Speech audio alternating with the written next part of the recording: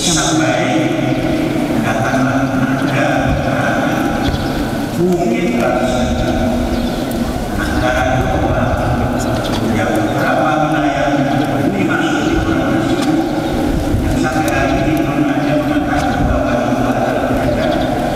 Tapi mungkin bisa juga karena kita tidak menganggap orang real baik di Indonesia sebagai kerajaan.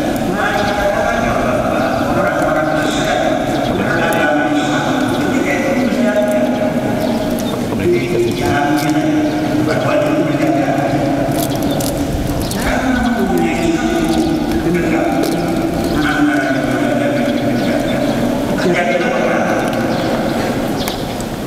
Kalau karena yang sehingga penerangan yang dimintakan dimulai